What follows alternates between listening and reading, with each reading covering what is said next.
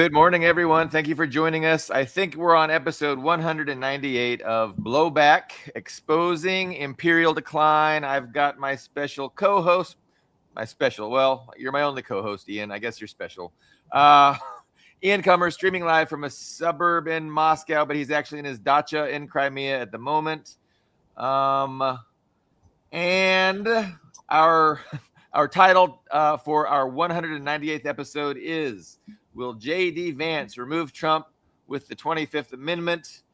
It's a little bit of hyperbole. I'm not sure we're quite there yet. We definitely conceivably could arrive there, but the short answer to that question is probably not today. But definitely the first order of business is my erroneous prediction, my entirely wrong prediction, that today we would see $150 a barrel gas. I was truly believing Trump when he made these threats to just attack Iran and destroy them and bomb them back to the Stone Age and overnight destroy their civilization. I believe that he was, frustrated and ready to do that thing that I really believe is going to happen at some point. But turns out that was not the case, right? So Trump probably had two things in mind with his hyperbolic, vociferous, hostile, war crime-like threats and allegations against Iran. Number one, he was probably hoping to make some more money for him and his friends. He knew that his hyperbole was going to, skyrocket the price of oil, which it went up to like $116 that morning. And then he also knew that, if he was able to declare some kind of diplomatic measures, it would crash. And so that's exactly what happened. He built it up with his bluster, and then his assertion that diplomacy was at hand, caused it to crash. And there are reports that there was many moves prior to the statement of diplomacy, which allowed people to cash out on this huge move in the oil markets. But I want to keep in mind the big picture, the grand strategy that's taking place. And, with that in mind, with this big picture in mind, we can make better sense of what's going on and what happened then on Tuesday. So, the Western Empire, is under threat from China, Iran, and Russia. These are the primary obstacles to full spectrum dominance, total global hegemony, control over every government, market, and resource on the planet throughout the rest of the 21st century. Like, this is what the Western Empire is after. And the United States, our military, our economy is their primary vehicle to achieve, the hegemony, which is being pursued by this class of transnational oligarchs. Iran refers to them as the Epstein class, which is not far off the mark. And so, they're engaged right now in a decades-long effort to go after these impediments, these obstacles to their global rule. And, I think it's worthwhile to take a second and just look at these long developed plans, long written down plans that cross administrations. We can call them regimes. And there's this continuity of agenda that, goes from all the way from Obama to Biden to Trump and then to Trump again. And so it's useful to understand that. So, for instance,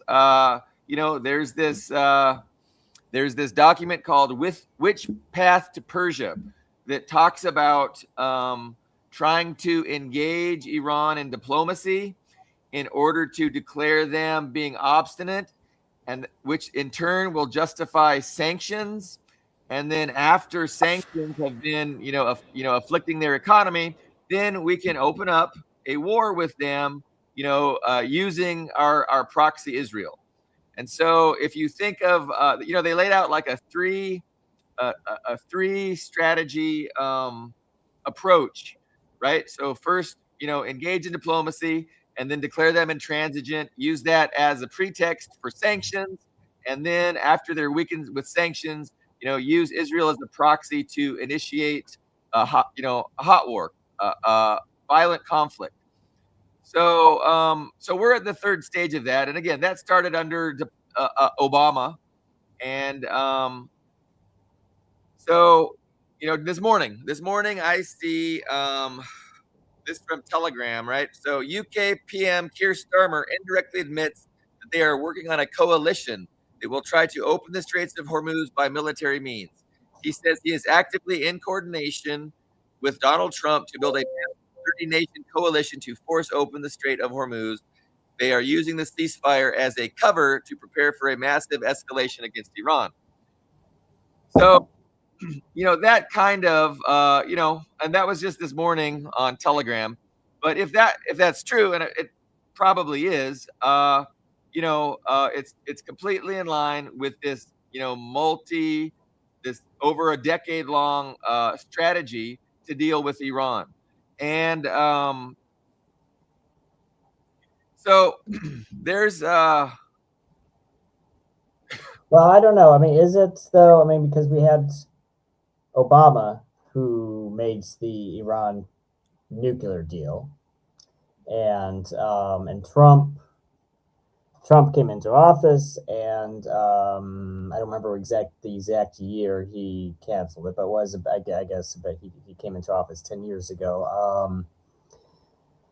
And Biden had, I mean, I would say I would say the major piece of evidence for your statement that's consistent, continuous policy from one administration to the other is the fact that Biden did not put the deal back in place, even though Iran was open to it when he came into office. And the justification was that there was right-wing pressure, there was Republican pressure that Biden didn't want to appear weak on Iran. And there was a lot. I mean, there was a lot of criticism from the right side of the aisle that Biden's, he's going soft on Iran. He loves Muslims. He loves, the usual crap you hear from the Fox News crowd. So I don't know. I don't know if that's deliberate policy or if they just were too scattered or I don't know what's going on. I don't know if it's as opposed to deliberate bipartisan. Is it correct to call it deliberate bipartisan policy? I'm not completely sure that's true. Let me finish my presentation, and I'll wrap it up with the events this week, and then I want to hear your response for sure. Okay. But no, I mean unfortunately my presentation is long and I haven't practiced it, but I got two more points to hit on. So number one was the assertion I made about Iran and about how even what Keir Starmer said this morning is completely in line with this long written down strategy, long pursued strategy that transcends different regimes, different U.S. regimes. And then I want to point out about how in China it's the same thing, right? So there's Operation Force Something 2030, and it's all about retooling the Marine Corps and removing, changing their makeup from armor, which with things like tanks and artillery, and turning them into a missile force that is great for interdicting shipping, and placing them in the first island chain in the South China Sea, and putting them in place in order to have a future ability to interdict Chinese imports of energy and exports of manufacturing goods. So this has been going on, also since over 6 years ago, this plan to retool the Marine Corps, put them in place around China in order to have the ability to, enact an embargo against China. And that's something that's also spanned administrations and has been, heavily invested in, right? There's been policies written. And I mean, these things don't just happen, out of the blue. Like, these are strategies that are being pursued. So we can see the strategy going on against Iran. We can see the strategy going on against China. Even though we haven't actually seen it heat up against China, we see perpetual talk about the U.S. wanting to focus and pivot to China. So that brings up the last theater, which is Russia. So in Russia, you always hear Donald Trump say, we need to, be friends with Russia. We need to leave NATO, right? He talks a lot about leaving NATO. Now, he's saying this all the while the U.S. continues to prosecute a proxy war against Russia using Ukraine, right? But all of this talk about, hey, wouldn't it be nice to be friends with Russia and to leave NATO, and all of his hostility and belligerence to Europe, what function does that serve? So that serves the obvious function of allowing the oligarchs, the European oligarchs that own Europe, to justify turning their welfare states into warfare states. The oligarchs aren't happy about all this money that goes and gets spent on welfare for the well-being of European workers. They have no interest in that. They want that done away with. And Trump is offering them, a justification to do that. And they can cite national security, the threat from Russia, and the idea that the United States has abandoned them in order to force them into, abandoning their welfare state, slashing spending on social welfare, and funding a military, doubling their military spending and creating a military force that, may or may not at some future point be told to go, die on the Russian front. So we see that the United States is trying to extricate itself, hand the Russian docket over to Europe, which is what Pete Hegseth said when he went to Europe and talked about a division of labor. You guys are gonna handle Russia. We're gonna pivot to China. And before that, we're gonna deal with Iran. So these are the strategies that the West has, in pursuit of their global dominance, their global hegemony, and in defeating the obstacles to their hegemony. And when we read this morning about Keir Starmer, using this, whatever it is, you can call it a ceasefire. It kind of is, it kind of isn't, in order to reload, prepare for a much bigger attack against Iran. What comes to mind? Does this look like the West is resigning themselves to live in peace and mutual prosperity with the rest of the world? Or are they just, messing around and feeling their way as they implement this, full-scale global effort to control it and to put pressure and defeat, the intransigent, what is that word? Sovereign rivals. So they're intransigent sovereign rivals in Iran, China, and Russia. So to me, it's obvious that this agenda continues full speed ahead. As they come up against obstacles, they retool, they readjust, and then they recommit themselves. So, ideally, these three powers just surrender, right? This is the ideal. Ideally, Russia, China, and Iran hand over their sovereignty to the United States. They allow the United States to dictate who their government's going to be and what their policies are. And then we can all live happily ever after. That's what the West wants. Until Iran, Russia, and China do that, the United States will continue to put pressure. And we can see this pressure escalating in the form of military belligerence, obviously against Russia, now against Iran. And soon we will see embargoes and things like that against China. That's just what is going to happen. And this is going to happen whether or not people understand it, whether or not people realize what's going on. But this is the reality of the situation. Now, the only thing that is going to stop the West and get them to, to say, okay, maybe we'll stop doing this. Maybe we will stop our pursuit of global hegemony. Maybe we will stop trying to, destroy militarily, right now, Iran and Russia, and in the future, China is a defeat, right? That's the only thing. And so I don't really see this defeat coming until they really attempt to do what they are going to do against China. And I think that will result in a global economic catastrophe. And so that global economic catastrophe could happen sooner. It could happen before they even get to China. But without a doubt, you're not going to embargo China without, collapsing the global economy. Like those two things are the same. An attack on China is an attack on the global economy, because China is the number one trade partner for most of the world. But so and again, I expect that even with Iran, you're not going to defeat Iran without without causing a regional catastrophe where all of the oil production in the region goes offline. And again, that's what Trump was threatening last Tuesday, and he didn't do it. He backed away.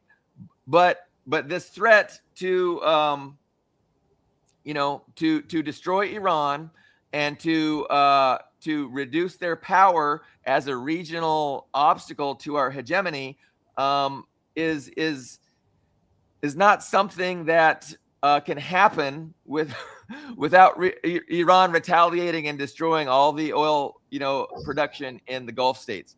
So this is it's gonna happen, right? So what I predicted on Tuesday did not happen on Tuesday, but it will happen, and it can happen sooner rather than later. It inevitably will happen if the United States continues to pursue the overthrow of Iran and the destruction of Iran. And they have not stopped. This ceasefire isn't a reverse course of all of these plans. So it's just we're seeing them retooling, figuring out. And here's what I wrote in my recent post, right? So diplomacy. Why do you want to pretend to engage in diplomacy? Well, you want to find more targets. You want to be able to use your intelligence abilities to identify who's doing the diplomacy, who are they talking to, how are they sending those orders to the military, and so you're finding command and control centers. You're understanding their new hierarchy, their new government network, their new leadership networks. And so, so diplomacy can be a great tool to identify targets for decapitation strikes, for assassination. And when the war erupts again, you want new targeting data, the command and control centers and things like that. So that's what I see going on right now. I mean, it's not diplomacy. And like you said, I mean, the war still is continuing. I mean, Israel continues to bomb Hezbollah. Iran is launching strikes, a lot less strikes, but they were still hitting Kuwait, different spots in Kuwait and Bahrain maybe. And I think they're getting hit too some. So, it's not really a ceasefire. It's a weird lull in hostilities. Now, the thing is, Saturday, J.D. Vance was supposed to meet with a Iranian coalition, an Iranian diplomatic coalition. I don't know if that's going to happen. Do you have any thoughts or understanding on exactly what's going to happen on Saturday, Ian? No, I just heard that it's going to involve JD Vance directly. Yes. So yeah, so was that your presentation? I don't want to. Yeah, that concludes my presentation. Okay, so so guys, I just want to welcome to the show. Those of you who missed the first few minutes, we are Billy Bob started off with his analysis of what's gone on so far, and since we have some viewers, I want to recap on what's happened so far. And Billy Bob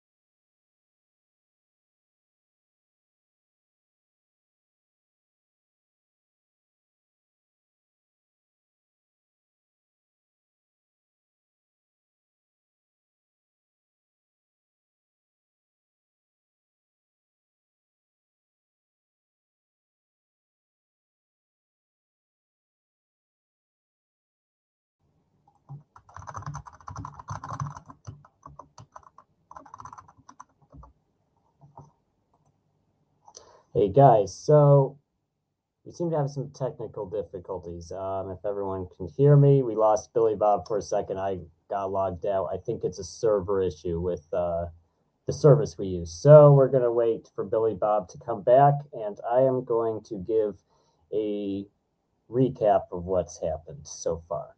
So the most recent, our Tuesday stream, we asked, was this a Trump capitulation to Iran? Now, there's been some back and forth since then, and it looks like it was more complicated than that, because in Trump's initial Truth Social message, he told everyone that he found Iran's 10 points peace deal agreeable. Excuse me, I'm just messaging Billy Bob on Facebook to see if he's going to come back. But anyways, well, since then, Trump has clarified, and his press secretary have clarified that the 10 points are not agreeable, and there are allegations that the Pakistani mediators misrepresented the agreeable both parties, both the American party and the Iranian party. And also, not the announcement, I don't think it even went a couple of hours before there were more Israeli strikes on Lebanon, and they announced that the ceasefire does not apply to Lebanon. And Iran, in response to that, kept the strait closed. However, it does seem that the ceasefire is holding, at least for the USA and for Iran, and the preparatory talks have started. Now it is kind of strange because Israel's participating in the talks, but is insistent that Lebanon is not included in the ceasefire arrangement, which is, according to Iran, not true. So that's a big dispute. And Billy Bob is back. Billy Bob, can you hear me? I don't know. The guys who are in the channel, who are watching, can you hear me? Because I've not received any comments for a few minutes, so I'll make sure I'm not just talking into the wind here. However,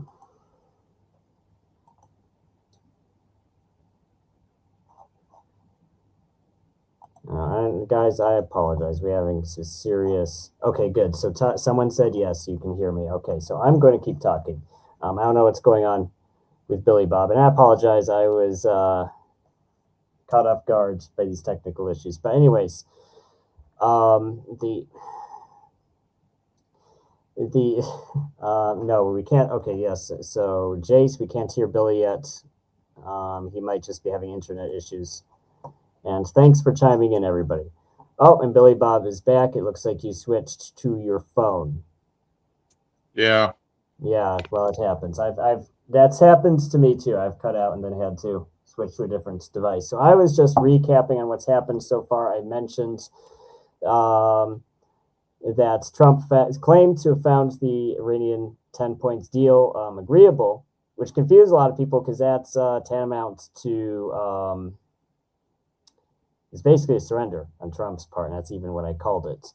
And my other prediction that I had made on the Tuesday post on readingjunkie.com on the website was that it was basically, if it's true and Trump did in fact find those 10 points agreeable, it's basically it's a surrender. It's literally worse than a status quo before the war started. And it gives Iran everything they wanted, so it would be a defeat. So it confused a lot of people that Trump would say that, but since then he's clarified, no, he doesn't find their points agreeable. But the talks are continuing, and the price of oil and gas has dropped in response to the ceasefire, even though The strait is not open. Only one oil tanker passed through today. Now that we're kind of caught up, I want to bring up my points for today. So today, in today's post, I'm going to go ahead and share my screen, guys. The title of today's post for this stream is "Will J.D. Vance remove Trump with the 25th Amendment?" So that's your clickbait title for you. And I cite two different articles that came out on April 7th. The first one was a piece by the New York Times. And Billy Bob, you have a lot of feedback, so I'm just gonna. Do you want to mute yourself unless you want to talk? Okay, so you're getting feedback from me? Yeah.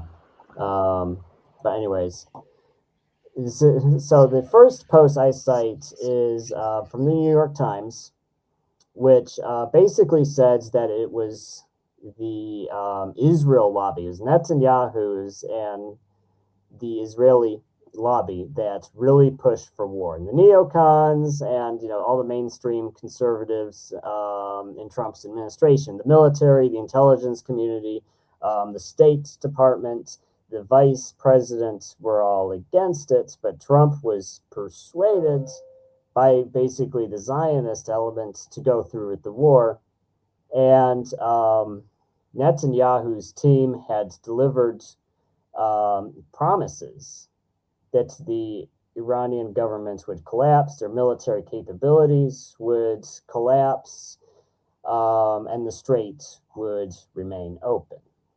And it's claims that that Rubio and Vance found this idea to be farcical, and that's the word, quote unquote, that the New York Times used. And CNN had around the same time published an article suggesting that they could that there are, if there's a group movement behind it, they could even use the 25th Amendment of the U.S. Constitution to claim that Trump is medically unfit to be president. So basically, the whole premise here that's being pushed by these two, because the New York Times is a regime mouthpiece, CNN is a regime mouthpiece. They're both, interestingly, pro-Israel. And so the theory being floated right now is that this war went a lot more badly than anyone anticipated.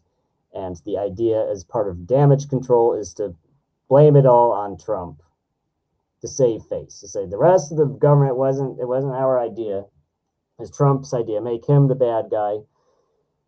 And so I'm not convinced, and I say that in my article, that I'm not convinced it's going to go that far to invoke the fourth clause of the 25th Amendment, because well, it would take a lot. I mean, that amendment was enacted, I think it was in 1967 that was enacted.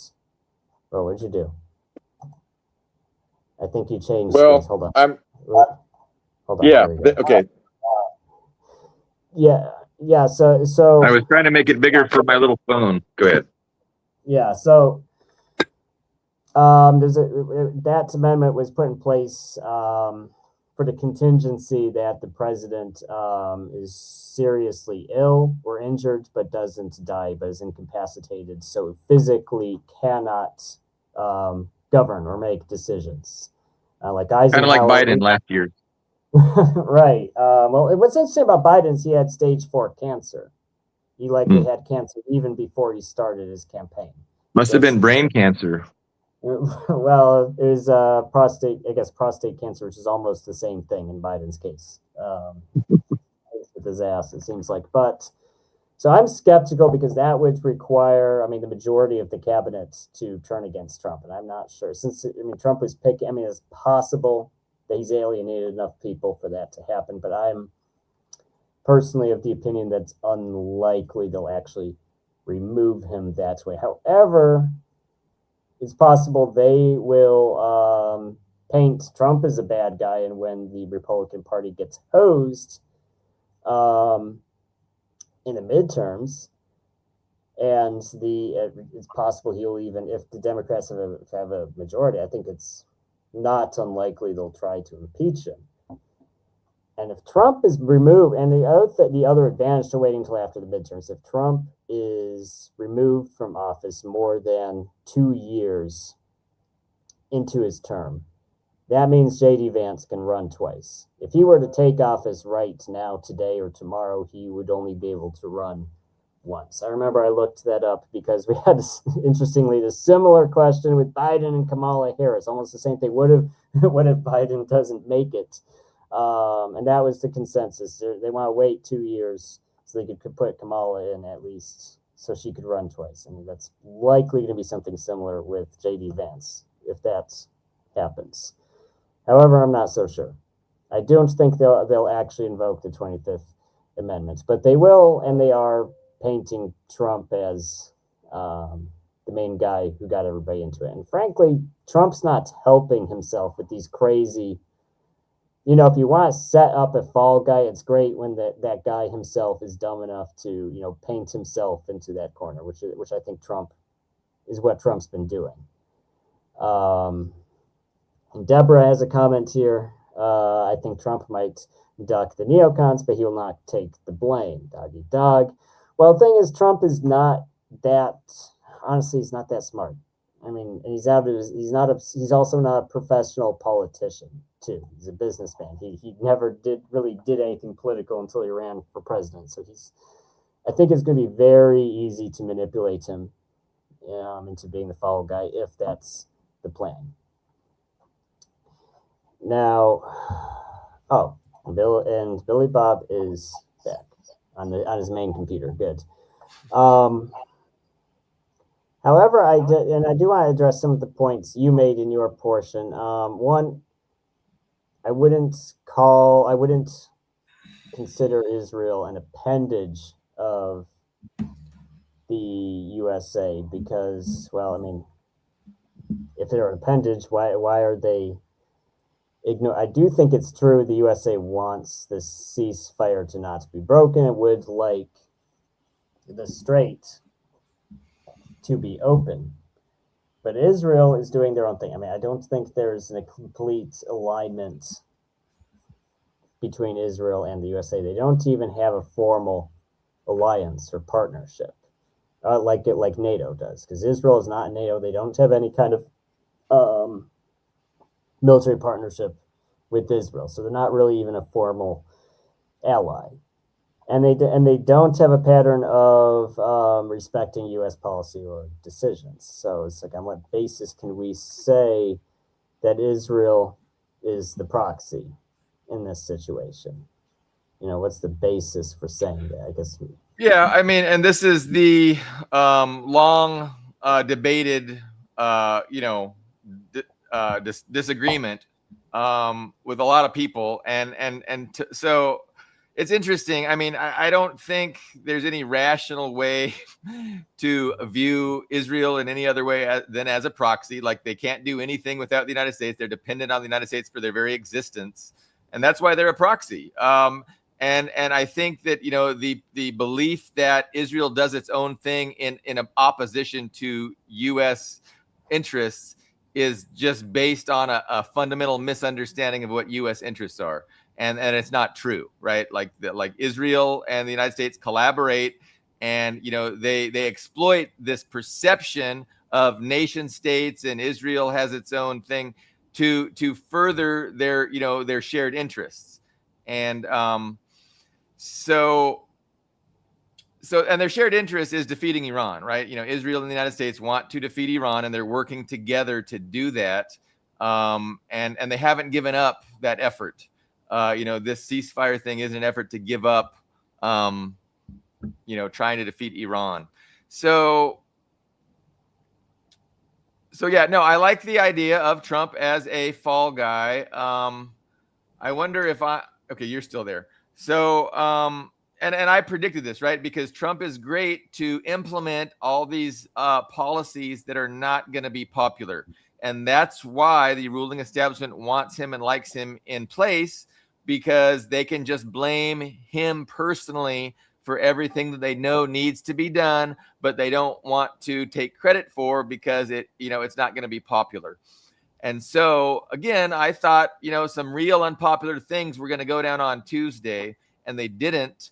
But I still am quite certain that, in the future, Trump will initiate some very unpopular things. Now, Trump probably wants to be able to say, look, it's not my fault all these unpopular things are happening. It's not my fault the global economy is collapsing. And for sure, if he would have done it on Tuesday, everybody would have blamed him personally. So he's trying to negotiate circumstances and, realign things so that in the future, he'll be able to blame Iran more, or even Israel, right? Even, he'll just be able to blame Israel, because that's another trick they play, on humanity, where they pretend that, Israel is just a sovereign state, man. We can't control Israel, man. And it's nonsense.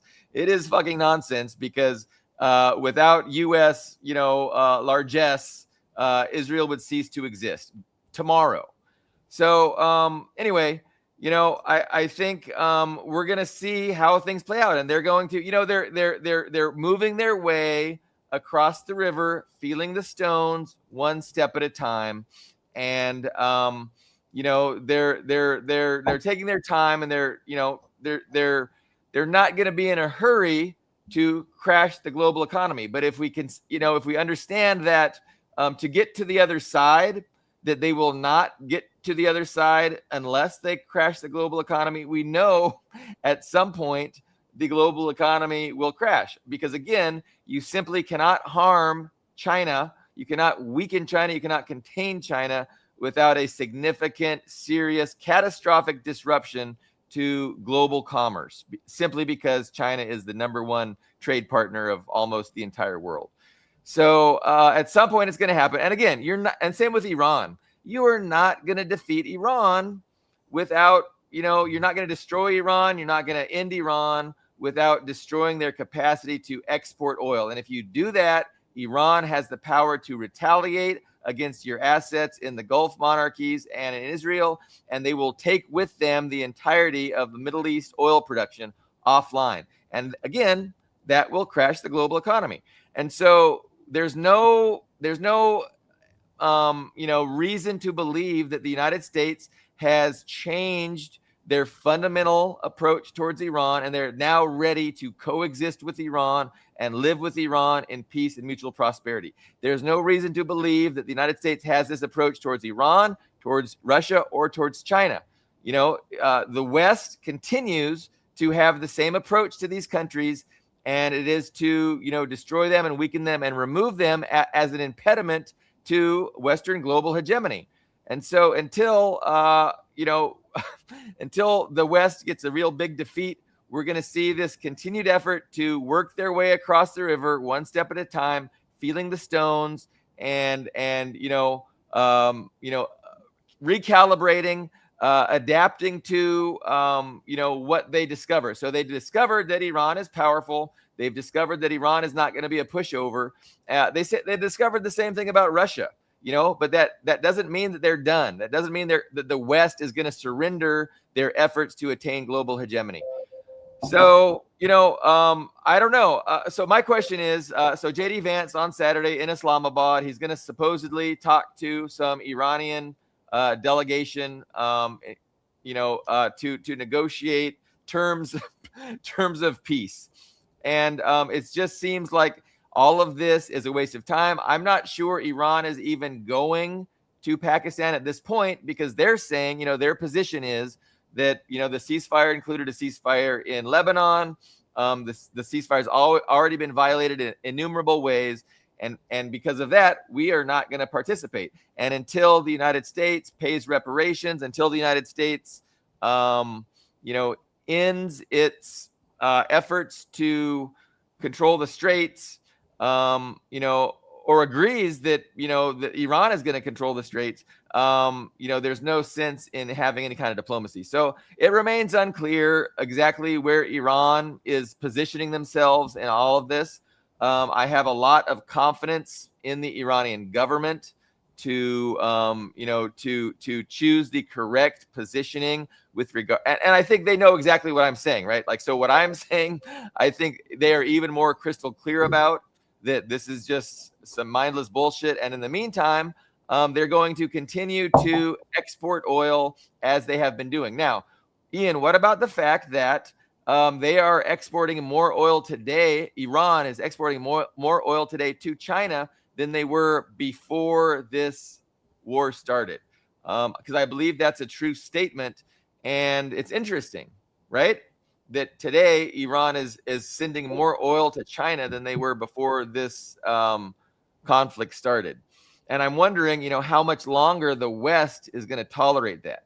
But again, if the West is not going to tolerate that, that's going to be a significant hit to the global economy if they try and say that Iran can't export their oil to China. Because again, if they do that, Iran can respond. So the West is. I mean, this whole China USA animosity or showdown that comes up in every show. I mean, it comes up. Yeah. It comes up in every discussion we have. I just don't see any evidence for it. I mean, you brought up the Marine Corps at the beginning, right? The forced restructuring of the Marine Corps. You brought that at the beginning of the show. For those of you who missed it, basically the Marine Corps got relegated to the Pacific, ostensibly to be a force, a reactionary force to China.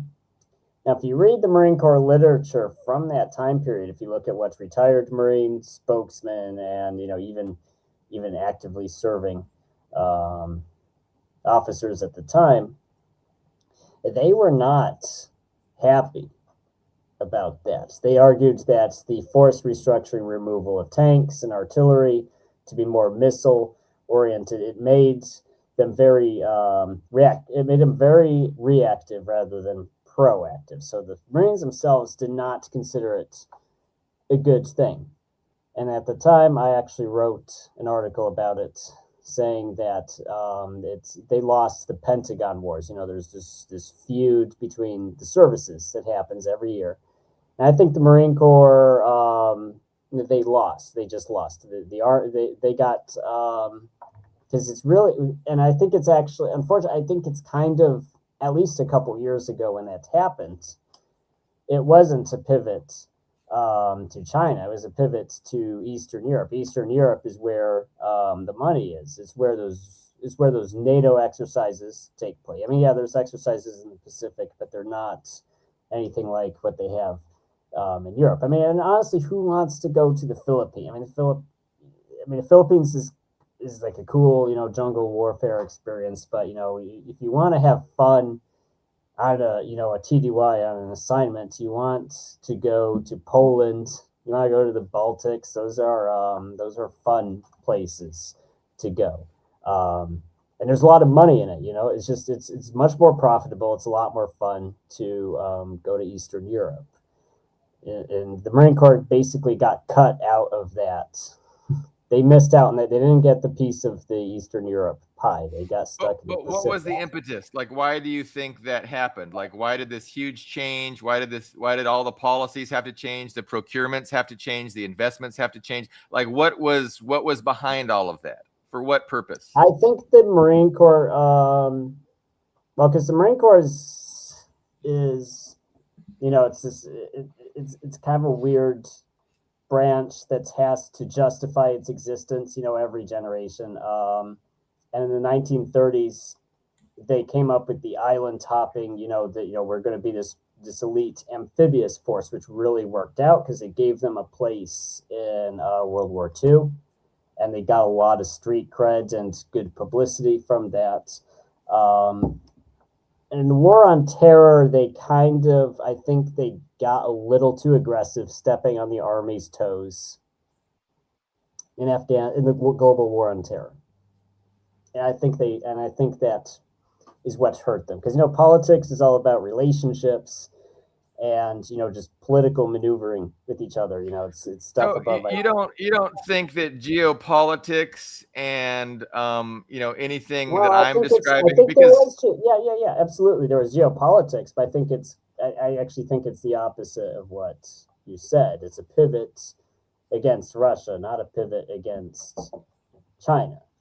You know, I mean, and honestly, with this Iran thing, who is the first to fall victim to losing weapons? It was the anti-China side of it. You know, they took that THAAD from South Korea. They took munitions and stockpiles from that whole belt of violence in the Pacific. You know, it's the Pacific theater that suffered the most and the loss of radar and anti-missile capabilities. I mean, they did cut off, or at least they said they cut off Patriot missiles to Ukraine, but that was later. That was more than a week into a couple. That was actually a couple of weeks into the war when they announced it. I think at that point they just didn't have a choice. You know, they didn't have enough munitions even for themselves. They had to stop sending them to Ukraine. But the reality is, if they wanted to leave Eastern Europe, they could. I mean, Russia was, I'm sure, gave them. So here's my question for you: if they wanted to leave Eastern Europe so badly, why haven't they already? I'm sure Russia offered them a very good deal to do that. They probably weren't even asking to completely withdraw from Eastern Europe. They just wanted certain security guarantees. So if they wanted to leave Eastern Europe, why didn't they do it already? Because it sounds like when Putin visited Alaska, they got offered a very nice deal, especially if the whole idea is to pivot to China, like you said. Because if you want to pivot to China, you make peace with Russia. That's a very, you know, it's a reverse Soviet-Sino split. You know, so my question is, if they were pivoting to China, why didn't they do it? They've had at least a couple opportunities to do so already. Yeah, I think, again, I mean, they want to, before they, you know, really focus on China, they have to, you know, set the battlefield, right? So they have to control energy. They have to, so Venezuela, Iran, it's a strategic sequencing, and things have to roll out in a certain way, right? This is their strategy. I mean, it's just interesting. I mean, you know, to me, it's like the idea that China isn't the number one focus and peer rival of the West that is spoken of in all the literature and all their strategic, like. So to me, it's like I'm trying to convince you of something. Hold on, Ian. I've never. I'm sorry, but I've read in the last couple of years quite a bit of strategic literature, and I've never seen even one that said we're going to pivot to China. I mean, I think there can be a risk in analysis of putting words in people's mouths and setting up a straw man that they didn't actually say. Because I've never, you know, I've seen leftists say it, I've seen Marxists say it, I've seen a lot of different people. Oh, it's a pivot to China. I've never, you know, the people I've never seen mention a pivot to China is the neocons themselves. I've never seen Rubio say that. I've never seen, I've never even seen Blinken. Yeah. I've never seen anybody actually say that. So. No, I get it. And I mean, to me, it's just interesting because I feel as if I'm being tasked with explaining something that from my perspective is not even debatable, you know? And so it's like, where do I begin to make this case? But no, I mean, I get that we've had this long-standing disagreement, and you've always been suspicious of this, you know, this idea that the West ultimately will focus on China, and that all of what is going on now is the precursor. You know, it's the precursor. It's getting things ready for this move to China, and we haven't seen the move to China yet. And so I get why you're suspicious. But it's tough for me to, I wasn't prepared to make this argument because, again, in my mind, like, it's overwhelmingly, undebatably obvious. And so how do I debate somebody how do I explain it to somebody who disagrees? So it's tough. And if I would have known that this was going to come up, I would have, you know, policy papers. I mean, but I mean, well, I mean, let me put it. I mean, maybe I should frame it this way. So, I mean, I think the first prerequisite, the most important prerequisite for an opponent is for that opponent to actually oppose you on anything. Now, so far, not even going back further than that, but just in the past 5 years, I've not seen any such efforts on China's part, right? They've gone through great pains to actually not oppose the USA on anything. When it came to sanctions on Russia, and the U.S. Treasury told Chinese financial institutions, you're doing this business with a Russian entity. You need to stop. The Chinese institutions always stop. They never say no. They always stop. We can make the argument that they find workarounds, but when those workarounds are discovered, they always shut them down. With Ukraine, China was neutral. They didn't officially. They didn't oppose Russia and Ukraine, but they didn't take their side either. In fact, the Chinese did not even stop dual-purpose exports to Ukraine until after Trump won. And it could be argued they were scared about Russian and American negotiations, and that's why they so suddenly stopped those military exports to Ukraine, because they kind of realized Trump might make a deal with Russia, and they didn't want that to happen. And they wanted to cozy up to Russia more than they had been. Or the most recent example, Cuba. I actually had an argument with, I guess he was a half Chinese guy,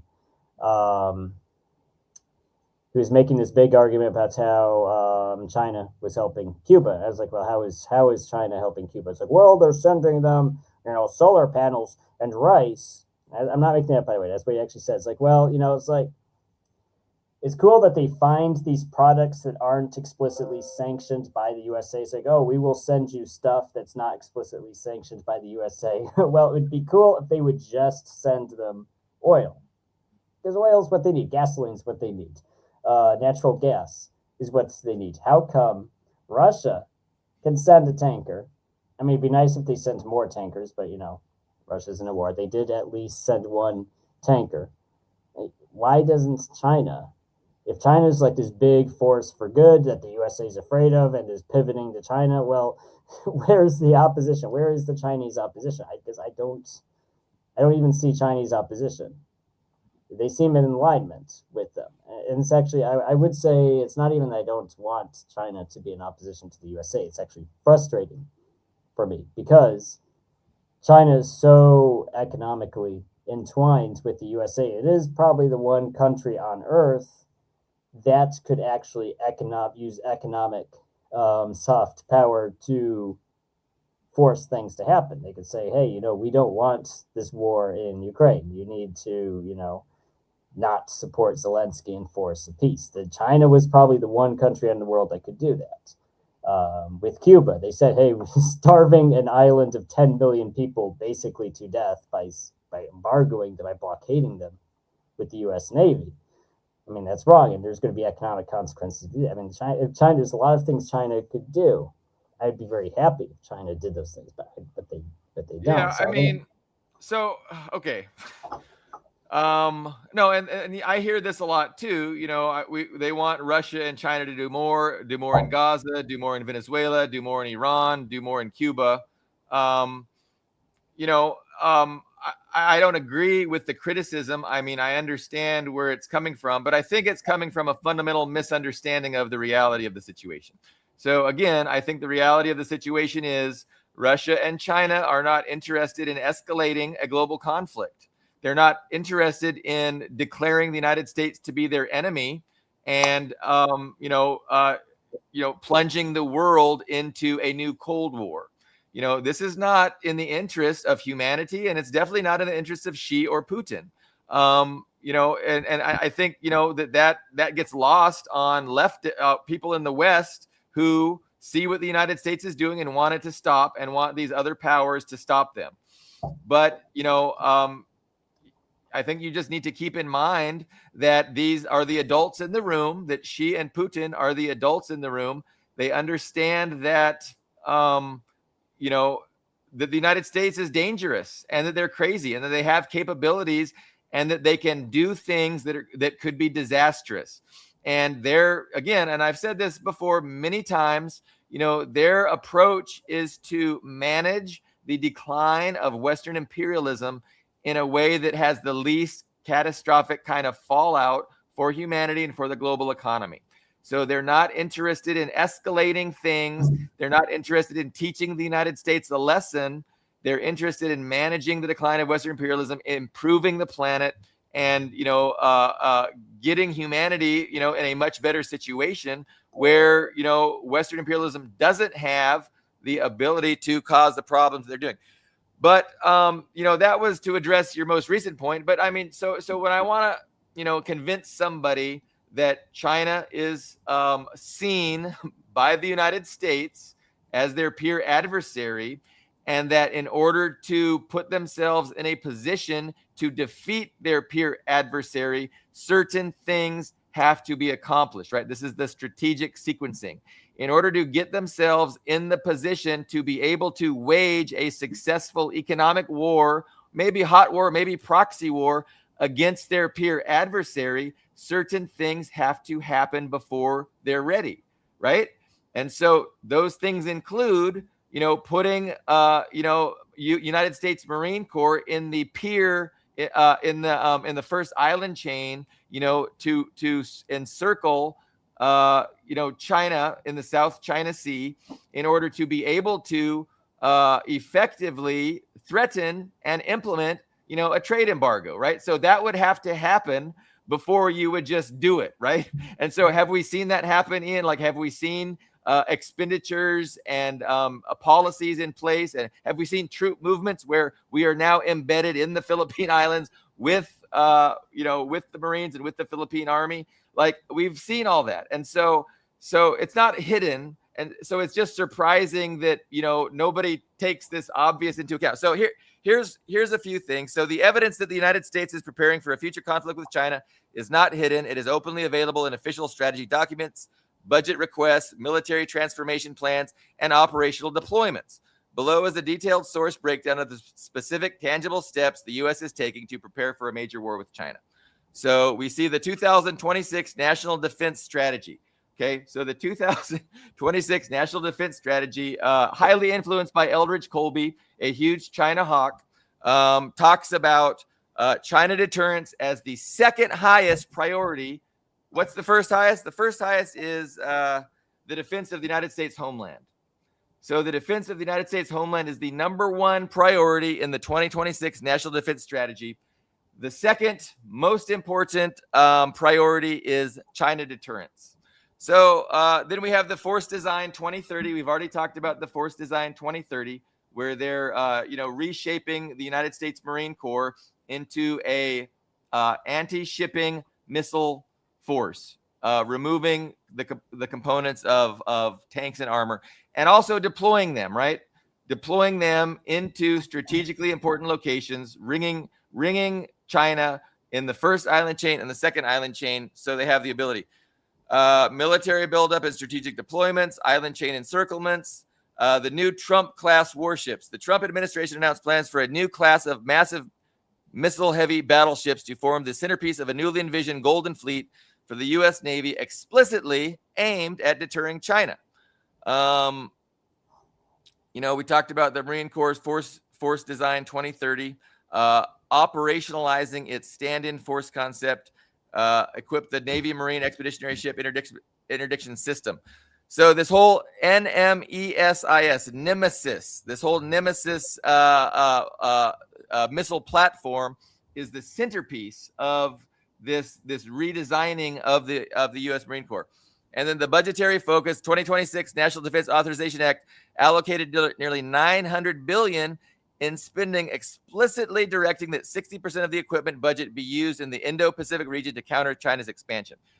So, I mean, it's just not hidden. It is not debatable. Like, I mean, you know, I don't know why anybody would want to close their eyes to this reality and pretend that it's, you know, it's not there. or to suggest that everything that they've said, every budget allocation isn't the real story. The real story has to do with things that they're not even talking about, such as, Eastern Europe. So the thing is, the real thing is the United States is handing. Hold on, the United States is handing Eastern Europe to Europe, to Western Europe, in the division of labor. That's a quote from Pete Hegseth when he did his speech last year, to NATO in Europe. It's a division of labor. So we want to have Europe, and I said this at the beginning of the show, slash their welfare states, turn it into a warfare states to handle and contain Russia, and possibly, ask Europeans to start dying once they expend all the Ukrainians, so the U.S. can do what it is, talking about doing in China. But I don't know. Like, I don't really need to convince you specifically that I'm right, but I think it's important for me to make this case of what to me is not even a matter of debate. Like, this is just what's going on. And so it is weird. Like, when we think about all the United States is doing to focus on China, to prepare the battlefield, to invest all their strategy documents, their purchasing things, their policy documents. When we consider all that, and then we think about how the Western press is just silent, right? The Western press isn't talking about this obvious reality that the United States is preparing to plunge the planet into a real situation, against China, the number one trade partner of the entire world. And we're engaging with Iran and Russia, but these things are precursors. Like, this is shaping the battlefield for this future thing. So I think, any rational person that is a liberal and thinks that the liberal press exists to inform the citizenry and tell the citizenry the truth about what's going on. Of course, that's not its use at all. Like, that's not the purpose of the establishment press. But if you're a liberal and you embrace this liberal framework, you should ask yourself, why isn't the Western press, explaining this to people? Why aren't they informing people about this inevitable and, soon to happen thing? So, but anyway, Ian, I'm sorry. I mean, I'm grandstanding, I'm soapboxing, and I'm not giving you a chance to respond. But to me, it's just so overwhelmingly obvious, and so that's the problem. That's the struggle I'm having right now, is just trying to explain this to people who deny it, because it just seems undeniable. But I'll be quiet. I'm going to be quiet. Well, I just look where the actual wars are. So I look where because there is an actual war in Ukraine. They're using the Baltic statelets airspace to strike central Russia, Moscow and St. Petersburg regions, Leningrad region. Iran is a Russian partner. I'll bring up, even actually just about a week ago, the Trump administration admitted that they created that economic crisis that led to the riots that they had armed by starving. I'm not sure exactly how they did it, but basically they starved the supply of US dollars in the Iranian economy, which caused hyperinflation, collapsed their currency. It was obviously very bad for the average person in Iran, and that was the economic chaos that triggered the protests, which turned into riots and armed insurrection and all that. But it was not China that said, okay, we'll send you some dollars. No, it was Russia, which is interesting because Russia is not even in the dollar market, but they still said, okay, we will send you some. I'm not even sure how they did. They sent them some boxes of. I don't know how those macroeconomic moves work, but the end result is Russia sent Iran some of their dollars to prop up their economy. That's what Russia did. So I keep hearing that China's well, yes, they're striking Russia, they're striking Russian allies, but China is the real target. Well, I could see the argument that they're going to pivot to China after Russia is defeated, but to say we're going to pivot to China by first defeating Russia, well, why are we calling it pivot to China to begin with? Why not just call it pivot to Russia? Then after Russia is defeated, then they plan to pivot to China. Okay.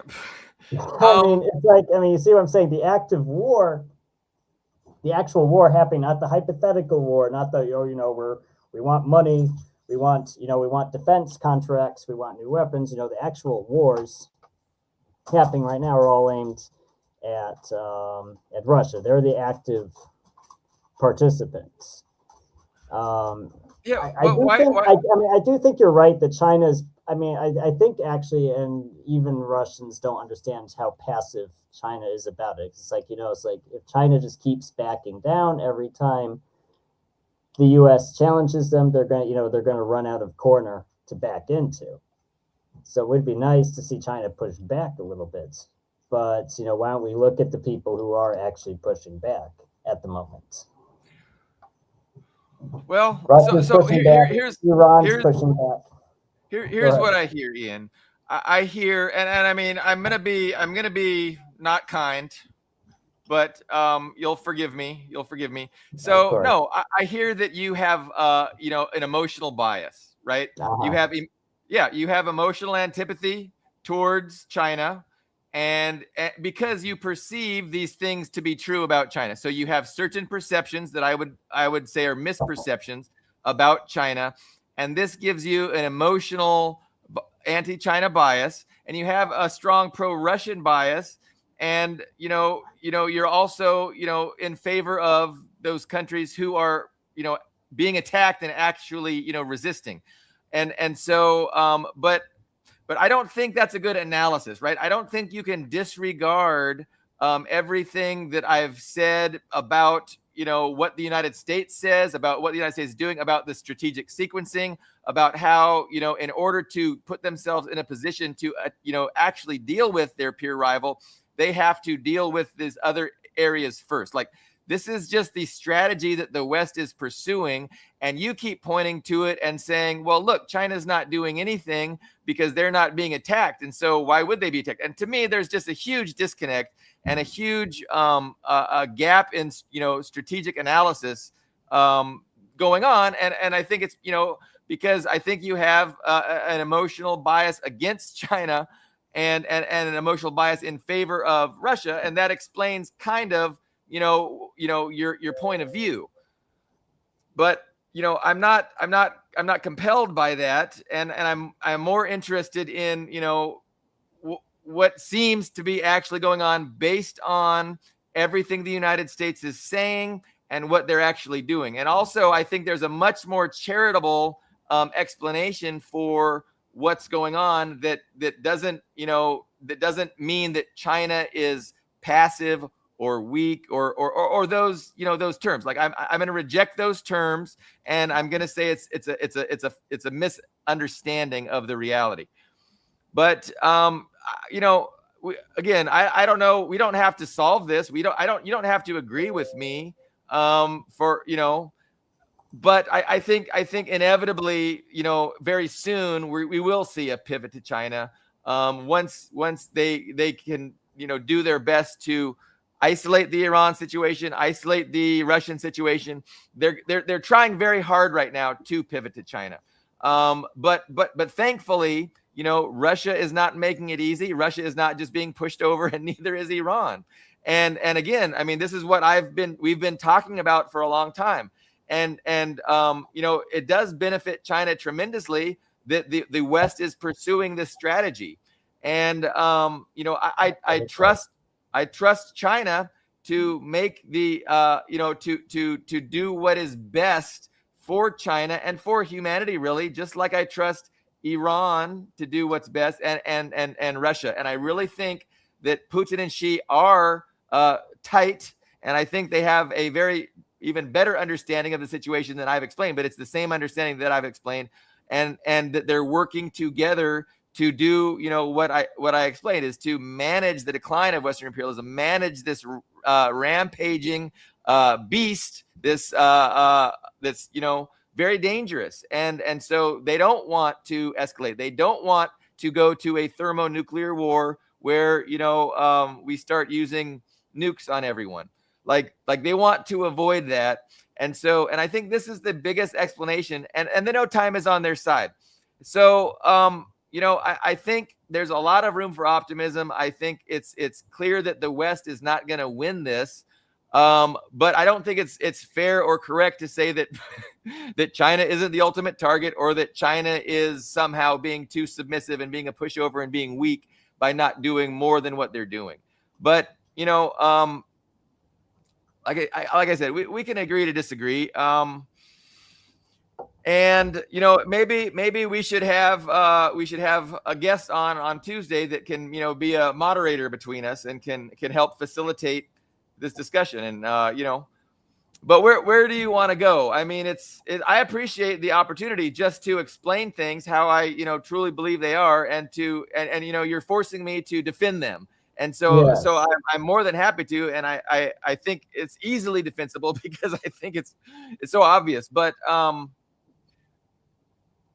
what do you think about? I mean, do you think Iran is going to send a delegation to talk with Vance on Saturday? Because I'm hearing conflicting reports that on the one hand they're saying no because the United States is not abiding by the ceasefire agreement, but other people say, well, they will, just because they're going to entertain this process because they don't want to be able to be depicted by the Western press as the intransigent warmongering faction that refuses peace.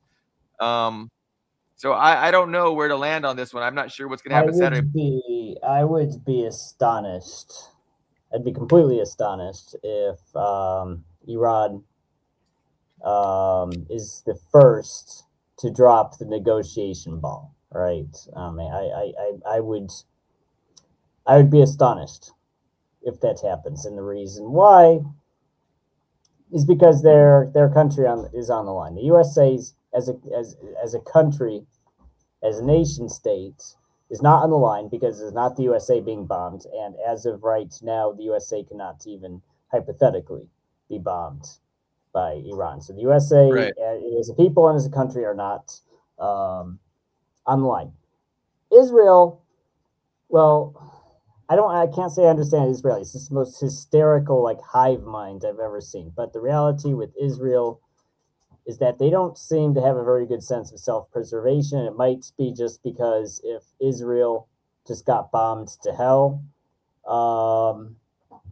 they would go back to Poland, to Russia, to Germany, to the USA, back to their actual countries. So they don't feel like, they don't look at the cities and the infrastructure, feel like it's something that they're tied to, and they couldn't leave if things got hard enough. So when you have a country, when you're dealing with a country that's not at stake, and a country that is at stake but doesn't care because they have somewhere else to go to, well, it's difficult because if Iran does not come up with a deal with the USA, it's going to come back to Iran being bombed again. And they can, of course, bomb USA bases back. They can bomb Israeli cities. They can bomb Israeli desalination plants, Israeli power plants. They can hurt Israel a lot, but that doesn't stop Iran from getting hurt. And I think just at the end of the day, they would be very happy for the war to just be over. The problem is that I think by now, especially now that they have more radical, less liberal leadership in charge, because the liberal leadership was literally bombed by the USA and Israel, they kind of realize that if they don't push hard enough, if they don't, the USA, they're just going to be the go-to punching bag for every U.S. president that's having that midterm, low approval rating crisis. They're just like, oh, well, I'll just bomb Iran because they're easy. That's an easy way to get people popped. So I understand they want to hurt the USA and the U.S. interests enough, so they're like, well, that sucked. We don't want to do that again. So give it a bloody nose. So they don't want to do that again. But I don't think they have like this idea that, oh, we're gonna, we're this great force for goods is gonna go blah blah blah. I think they just want to bring the war to an end in a way that's not likely to come back again. And they're in a good position if war does come back. So they're not going to agree with like Rubio's, just disband their missile, which is it's crazy that Rubio even thinks that was ever a plausible thing to get them to agree to. And it actually, that's why I don't believe that at the beginning of the show, I mentioned that New York Times article that's trying to paint Rubio as like a voice of reason. Well, I don't buy it because I think he did genuinely believe Iran would collapse and could be made to just because he was saying that. Why? I mean, because if he thought the war was stupid, why would he so overtly say things he knew were stupid? This is why I think everybody bought into the Israel lobby's argument and were surprised when it didn't work out. But I do think at this point the U.S. wants to get out of the Iran war. So I think there's a chance that these negotiations will go somewhere. The bigger question is, Israel. It may be necessary to just cut out Israel and just say, you know what? And that's why I suggested in my first article on Tuesday.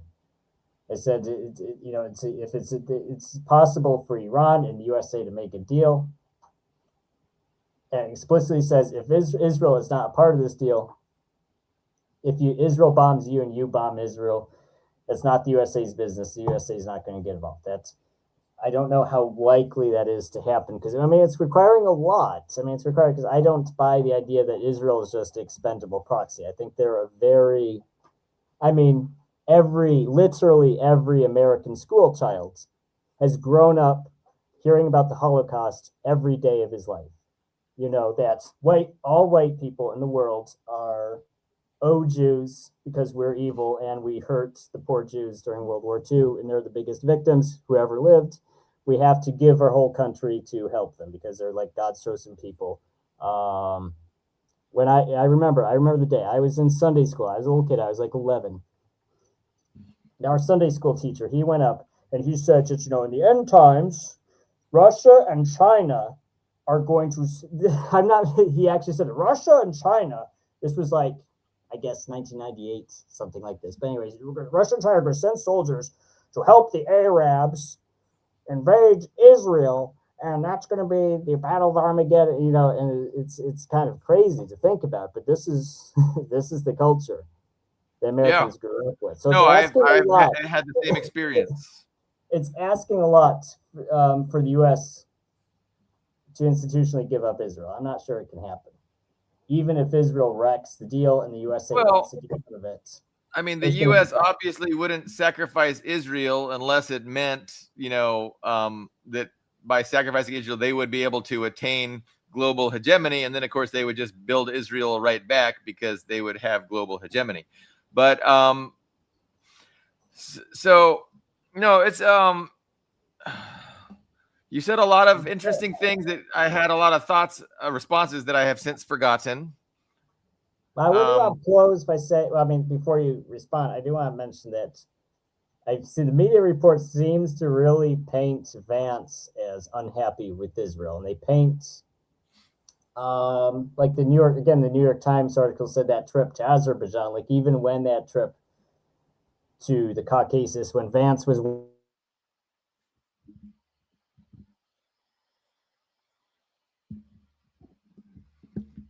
to get, it seems like a waste of time. Why is Vance wandering around the Caucasus?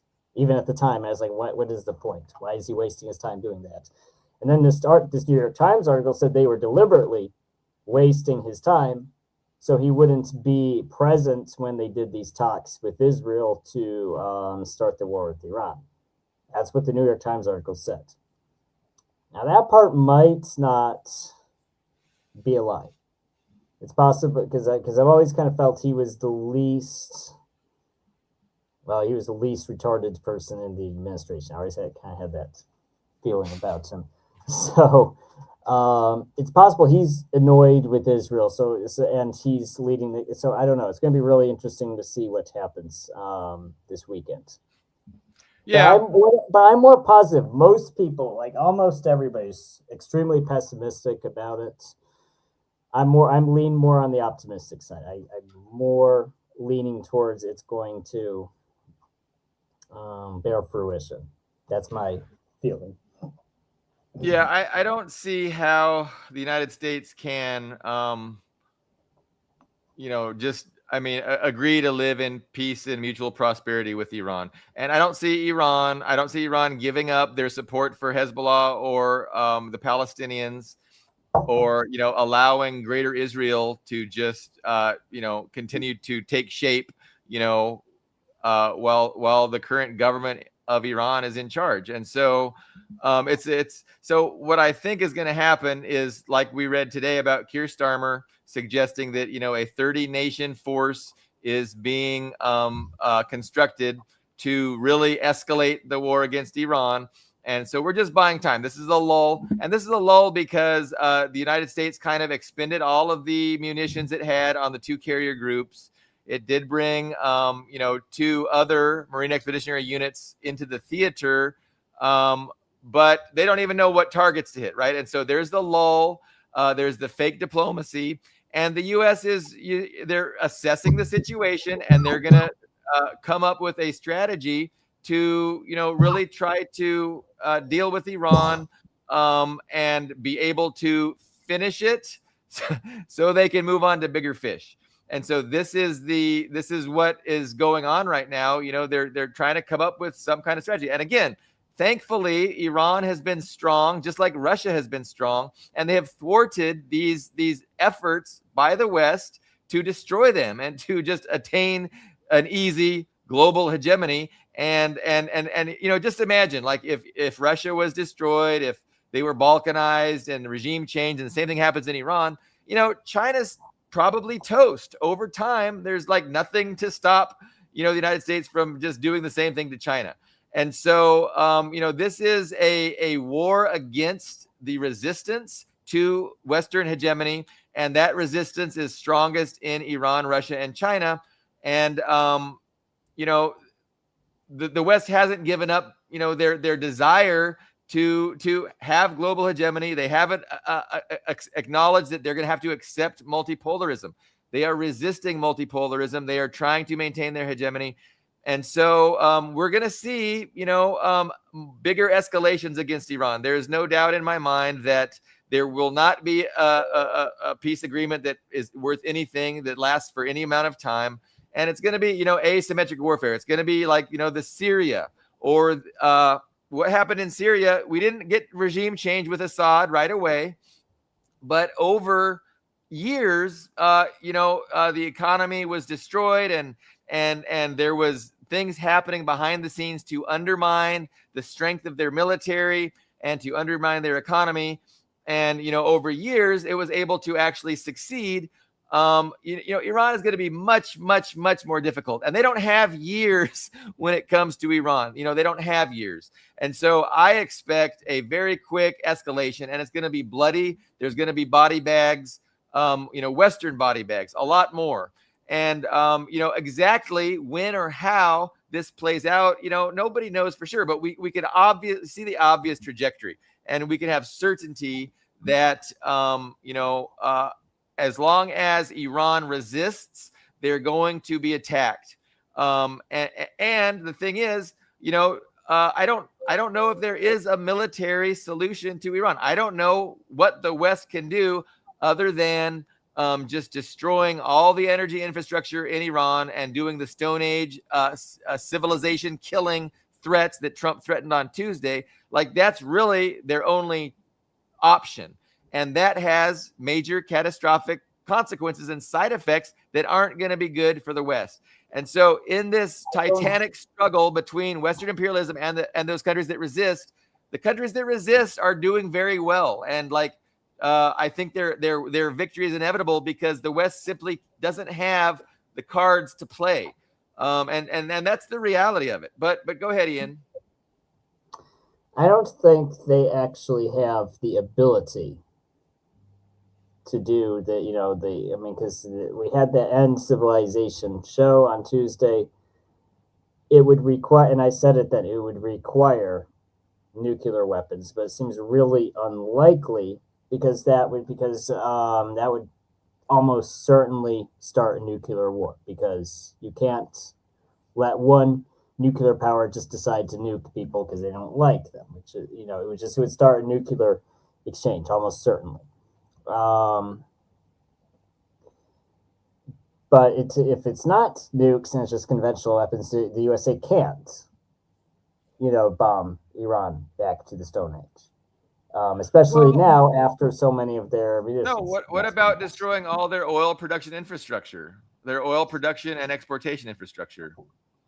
They haven't hit it, and Iran has said, if you do hit it, we're going to hit the oil infrastructure of the Gulf, and that has not happened, but that can happen, and I think it will happen. It's a country of 90 million people. If you bombed the oil infrastructure, they would bomb our oil infrastructure, and that would suck. And then they would fix it, and then, I mean, we've seen this play out in Ukraine and Russia. They have more or less the same weapons on both sides, and that's what we're seeing. You bomb the hell out of a power plant. Well, what usually happens? Is out for a few days or a few weeks at most, and then they fix it. Same thing with all these. I mean, all summer we're hearing about how Russia was going to run out of gasoline because they were bombing all these refineries. Well, they would blow up these tanks and these machines. There'd be big explosions that they would show in all the Western press. A few days later, those plants would be operating again. I mean, if you look at World War II, like when they bombed the Romanian oil fields, for example, I mean, those were they literally sent hundreds of planes to bomb basically every square meter of that facility, just a wave of bombs. We don't even have the munitions. They literally don't exist to do that to every Iranian facility. The infrastructure can't be done without nukes. The reason we don't have that many munitions is because we have nukes now, because it's pointless to have that many. So no, I mean, okay, so let me paraphrase what you're saying. So you're suggesting that the United States has hit a brick wall. They were not aware that Iran would be so strong, and now that they realize how strong Iran was, they're going to back off and they're going to work towards multipolarism and give up their agenda to have total global hegemony. I hope you're right. Well, it's changed it's a change, because I kept saying I did not see an off ramp for Trump. I did not see an off ramp for Trump. They're just going to keep escalating and escalating, but it does look like they found an off ramp. It does look like they found an off ramp. And if worst case scenario, they can oust Trump and say it was his fault.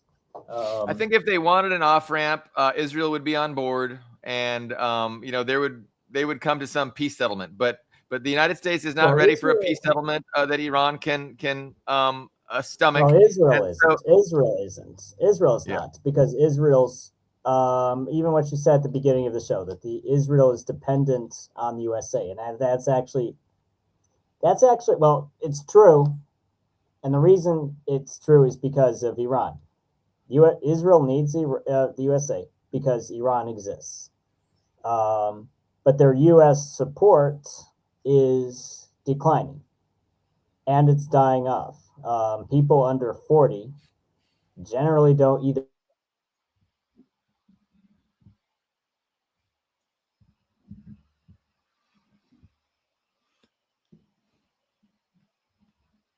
Yeah, so we have there you are. Okay, you're back. We lost you for a second. But so people under, it's a generational thing. It's been pulled over and over. Like white Christian men over 60 are basically the only people left who don't hate Israel, basically. It's the most recent poll showed like over almost 80% of Democrats are against Israel, and Actually, I don't remember the statistic for Republicans. I think it was actually more than half. So it would be very easy for the United States to force Israel to do something if they wanted them to do it. And so this idea that they can't, to me, I don't buy it. I think that's theater. I think it's theater served up to exculpate, the United States from its, its actual. Well, let's play a thought experiment here. Let's say the absolute best case scenario happened is the USA and Iran made an amicable peace agreement that held. Israel, wouldn't you say Israel at that point would be screwed? I mean, they'd be completely screwed. Even just it would be a question if they would even be able to exist as a state. Yeah, if that happens. Absolutely. So I mean, if they're literal. Okay, so you agree with that? Absolutely. So if their literal existence as a state is on the line here, don't you think they would be pretty motivated to ruin any peace deal between Iran and the USA? Well, so again, like I'm not sure. So the United States could force a peace agreement. The United States could force a two-state solution with Israel and the Palestinians. The United States could force an agreement between Israel and Iran that guaranteed Israel's existence. Like it can do that, but it doesn't want to.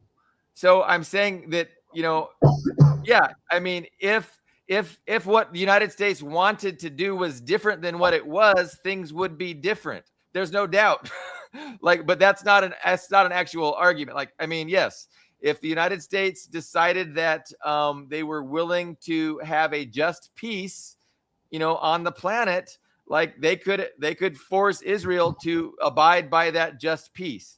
But they're not. They don't want a just peace. They want hegemony.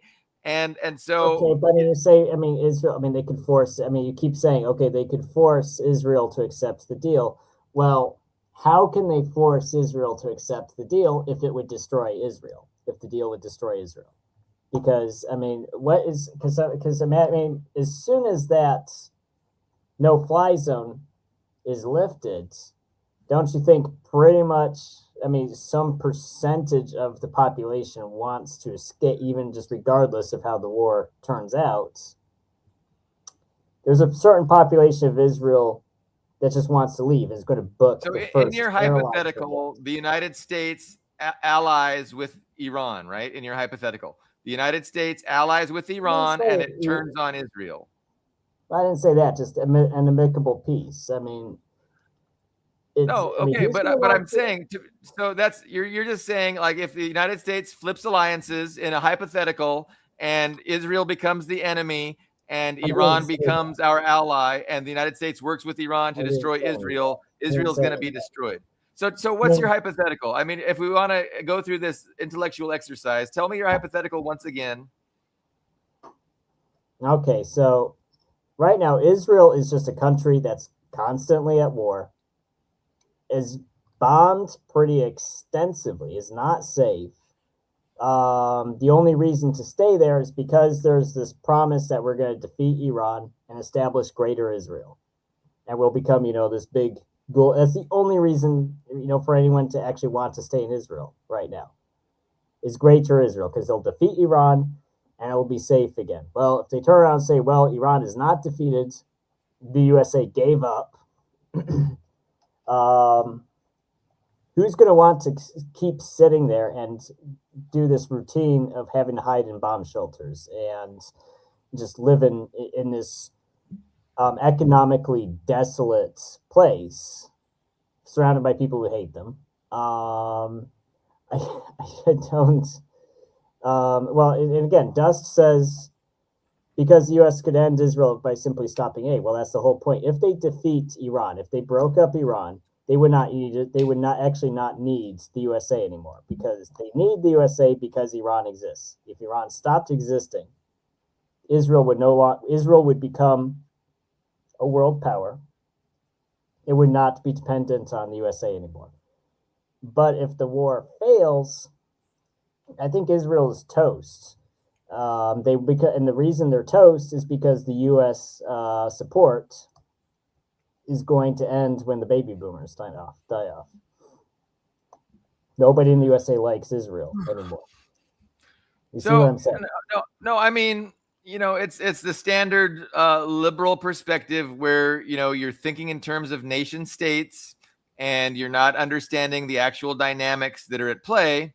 Which is a transnational oligarch elite that dictates policy and does not give a fuck, what people actually want or think, right? Like, that's just the reality of the situation. And so your hypothetical kind of just describes, hey, in this alternate universe, if things were totally different, this could happen, right? And I'm like, okay, sure. But, we're talking about the real world and the actual context here, where the United States is totally the guarantor of Israeli existence. And so Israel is an appendage of the United States. And so to think that, Israel is like some entity that has sovereignty and that can, do anything that the United States doesn't want it to do is just, it's a different universe than the one that exists. Right. So like, in your hypothetical, you're just imagining a different kind of universe that doesn't really exist. And you're asking me to, in this situation, like, wouldn't this be this? And I'm like, okay. But in the actual situation, well, I mean, you say that. I mean, it's actually, I think it's similar to our arguments about Iranian infrastructure. It's like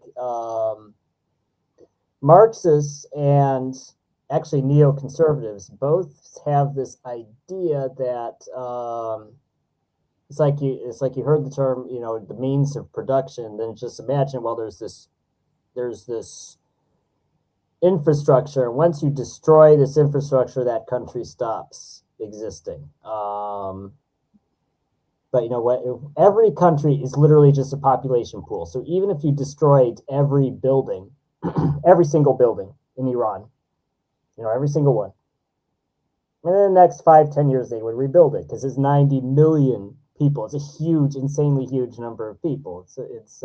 I mean, Russia's 150 million.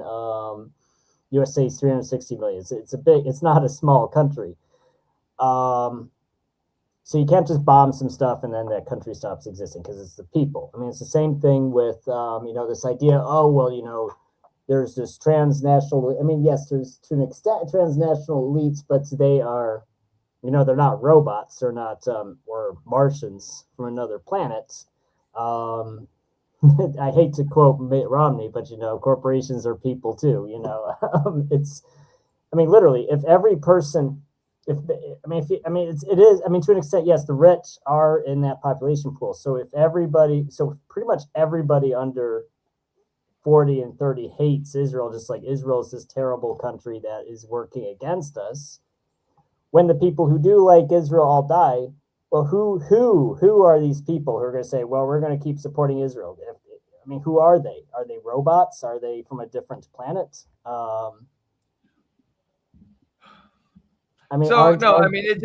the class. It's the ownership class. It's the billionaire class. Iran calls them the Epstein class, and they're transnational. They don't have allegiance to the American people. They don't care what the American people want. They pursue their own hegemonic class interests, utilizing the weapons of individual states and the militaries of individual states. And then they have this propaganda apparatus that cajoles and coerces and manipulates populations to go along with it by telling the population that, hey, this is in our best interest. And they also want to just reduce people to ignorance and divide people ideologically and culturally. So this is how they maintain their empire. This is how they pursue their double agenda of pretending to be a representative government of the United States population while they only really represent the transnational oligarchy and pursue those oligarch interests, without any concern of morality or justice, and without really caring. I mean, they care about, coercing the populations into going along with it, but ultimately they're going to do what they have to do to further their interests. I mean, and so Israel, to see the reality, to understand reality in terms of individual nation states that all have sovereignty and are just trying to further their own state interests, like that's a fundamentally flawed way of looking at reality. But if you use that framework, you can only result to the conclusions that you've resulted in understanding. There's nation states, and these are the primary actors. So it makes sense that you think that, well, look, right now, Israel, the nation state of Israel, has control over the nation state of the United States policy, and they're using the United States to further the nation state of Israel's interests. And I'm just saying that's not really a good way of understanding things. The better way of understanding things is a global class struggle where you have some Western oligarchs who are trying to free the world and secure the world. So there's no obstacles to their freedom to do whatever they want to do. They want control of all the governments, all the resources, and all the markets on the planet. Iran is an impediment. Russia is an impediment. China is an impediment. And so they're devising strategies to overcome those obstacles, to overcome those impediments. That is what is going on. And that is why, the idea that there's going to be some kind of a peaceful coexistence with Iran, that the ceasefire and the diplomacy that supposed to happen on Saturday is ever going to go anywhere is just not true. Because the United States and the West, I think, are going to just look for opportunities to do to Iran what they did to Syria, to do what Russia, they would have liked to do a long time ago, and then to really focus and work on dealing with China. And so there's a strategy for that. We've talked about the strategy. It's a three-pronged strategy where, Western Europe is going to take over having to deal with Eastern Europe. The United States, as soon as it can possibly manage, is going to pivot to China.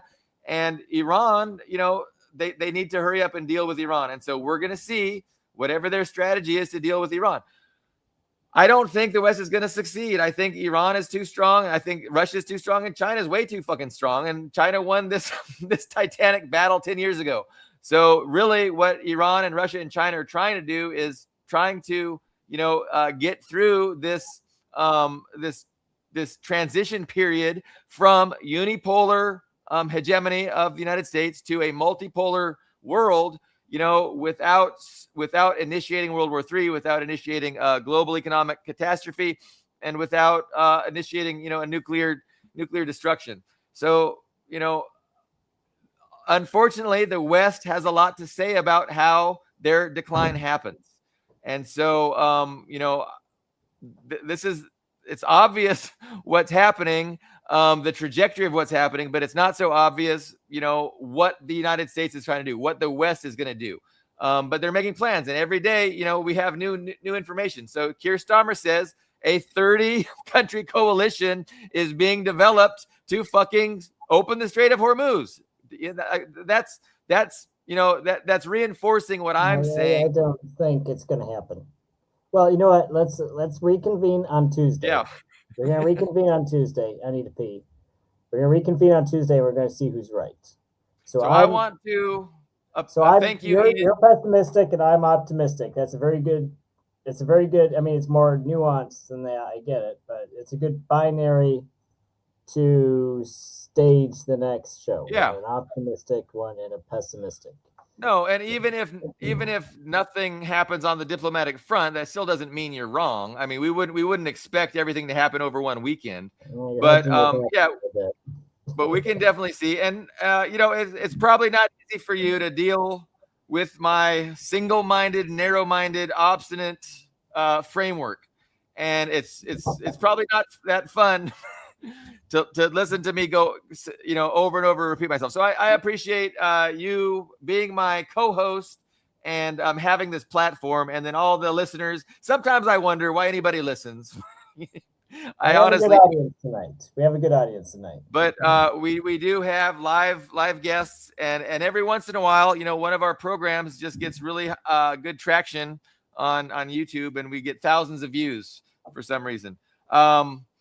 So anyway, Solidarity Dust. I saw a lot of people. Jace Hart, Todd Doherty, Daryl. We're going to have a discussion with Daryl soon, hopefully. And yeah, so we'll reconvene. Me and Ian will reconvene on Tuesday. Thank you everyone for watching, and we will see you then.